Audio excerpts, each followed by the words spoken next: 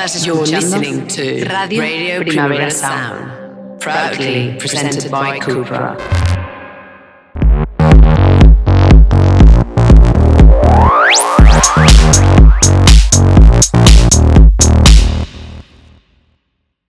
And welcome back to Radio Primavera Sound, to Line Noise. We have with us Simo. How are you doing? I'm good. Very good, thanks. Your first time at Primavera? First time at Primavera. How are you feeling? Really excited. It's a big one. I want to ask about your single Circuits. Yeah. Which is an absolute banger and has this just like weird noise going through it. What is that noise? It's a voice actually. Yeah, like you speak about the formant weird like guttural kind of vibe. Yeah. Well, it reminded me a bit of that thing. I don't know if you did this as a child, but like when you sort of like open up your voice, go like, yeah. It's funny because so basically 2 years ago I did a remix for Greg and King Doodoo, and there was like it could be like the origin of this sound. Like I did like remix, and there was this kind of, I sampled like the sound from The Grudge, you know this movie? It's like a horror movie from Japan with like this weird like creature with like really white skin, and she's like and I sampled this and I did a track out of this. So I don't know, it's been here for like a few years, I guess. I also have like friends who are having like who are doing like a metal band right now, and same, they're like really practicing this thing. You have also it made me also think about another artist, Lord Spikeheart, who is doing a lot of things like that with this. It's like, I don't know if it's the correct word in English. Guttural, we say in Guttural. French. Guttural, yeah. So yeah, I think it's in the same environment. So basically, I was just messing around with this new track. I was trying to do like techno, in like very minimal techno, and then it's also like based on all the new sound design technique with voice. I think it's like all the new technology are like just like inviting us to do this kind of stuff. I mean, for me it was just obvious to go in that direction. It feels really like in the air, I would say. Am I right that the EP that's coming, FL Louis, is a reconnection with your French touch roots? Yeah, I was about to say also, this voice is not only just like music. It's like there is like a voice, like a character that embodies the music. So basically, we could probably think about like Crazy Frog, like as a reference, for example. So basically, there was the music. I mean, I think this thing I made was a bit less silly in a way. There is this it feels really simple at the beginning, but like there's a lot of going around. Like if you dig into it, even the sound, the fact that it's really minimal, it's like it took me a really long time to work on it. So it's like it feels simple and funny, but like if you explore it, it's more like more complex in a way. So yeah, there is this character FL Louis, which is a puppet, and it's also a way for me to like I want my sound to stay radical, but I'm thinking like, okay, how can I have like a bigger audience without like just compromise with my sound, and having like strong visuals. And a Muppet, for example, is like the perfect way to just have a different projection on the music you're listening to. It can really change the way you perceive music, basically. So the idea was to develop this idea of like having this puppet. I made it for real, like with a team from Milan. So at La Scala, like the set designer team from Milan, like the opera. Yeah, crazy. You're not messing around. This crazy, It's we did.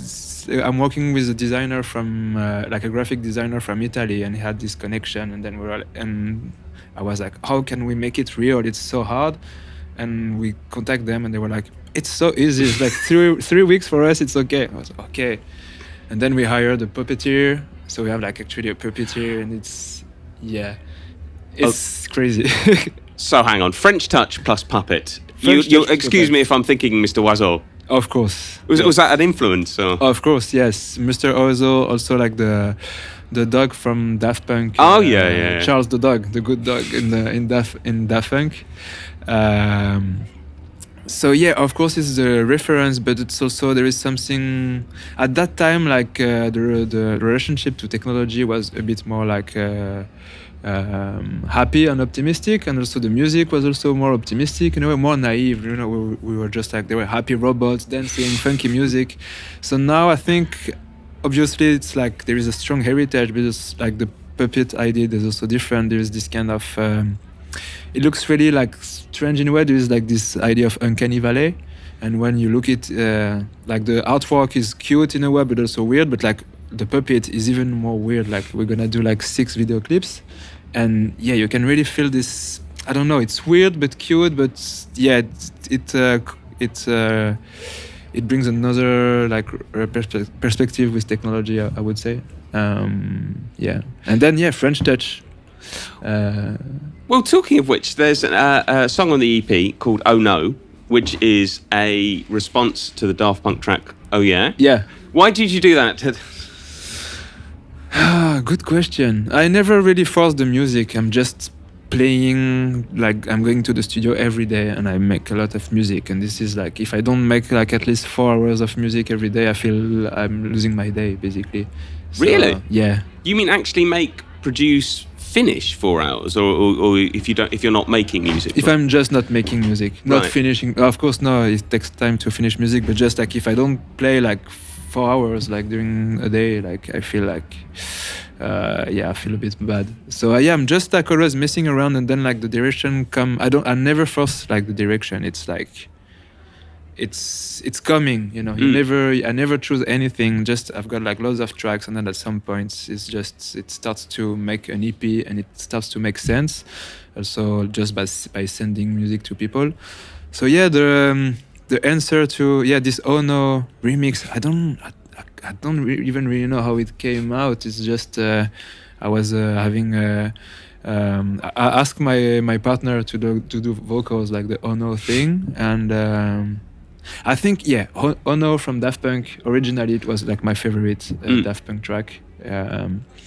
So I wanted to just trying to redo this really like dirty drums in a way, and then I was like, oh, okay, it sounds like a new version. It's different, but also so this is how it came.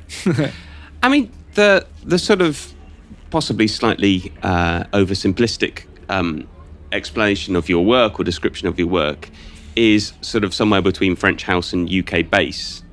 Is that? You think so? That's something I've said. Well, I was thinking like your first release was on Liberty Sound, wasn't it? Yeah. And I mean, how would you describe what you do? Wow. It's the tough question always. There is this. I'm trying to be free in what I'm doing. If we can speak about attitude more, trying to be, just me without thinking about how it's gonna sound or anything. And then it's a bit psychedelic in a way. There is a lot of work on the drums, maybe. How would you describe like my music? It's always interesting to hear. I mean, it's hard to do because, I mean, artists very understandably don't want to be billed in a certain way. I mean, in a way that I sort of look at it in one way, because I really love both of those things. I really, really love French house. I really love like UK kind of bassing, and I can kind of see that interaction, if you see what I mean. But I mean, of course, I've been associated with UK bass for a long time. I think it's true, but it's not. I'm not only a bass artist. I think it's more like it's wider in a way. This is also why maybe right now I wanted to go back to like French touch. Even if it's not like a revival, it's like I'm always trying to push the envelope, like trying to build universe, stuff like that. So the UK bass is obviously is obviously here. Like we can hear it. I have like, if I can describe my music now, I would say maybe like I have like in the low range, like in the sub, basically in the low range spectrum. I am really like a sculptor, and I know how to control like the low frequencies. So there is a huge work around like low frequencies in my work. So this is obviously sound system and UK bass and Yeah, but at the same time, I would say like French touch for me. So French touch is huge. It's more even like it's more than a style. It's more like a continuum in a way, from like the early versatile label to, of course, Cassius and Alan Brax, like Filter House, to after that Justice and the Headbanger. So it's more like blog house, and blog house and this really hard, harsh electronic French sound was here when I was a teenager. So for me, it was like a massive shock. And I would say I discovered these two guys from Institute called Surkin and Boko. Oh, yeah. Yeah, you know, yeah. And this is where it really clicked for me, because they had like, it was so fresh, so new. They brought like something new to French touch, also with this ghetto tech influence that is also part of my sound. So that was the first thing. And then it was the first generation that was doing, one of the first generation was doing like music only with computers. So it was, they were playing with like a MIDI controller on stage and Ableton. It was like against like this purism. Yeah. Purism in like the old DJ culture, which is also nice, but like they have like this new thing, and I think for me this is where it really clicks. Like, okay, just with a laptop, kids from the digital generation, like from the internet, just doing crazy things. So I have like this approach to like a bit wild, maybe. Yeah.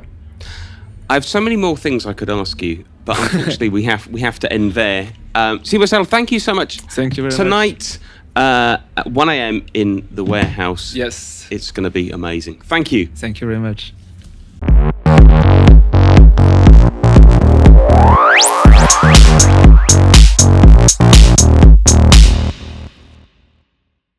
You're listening to Radio Primavera Sound, proudly presented by CUPRA.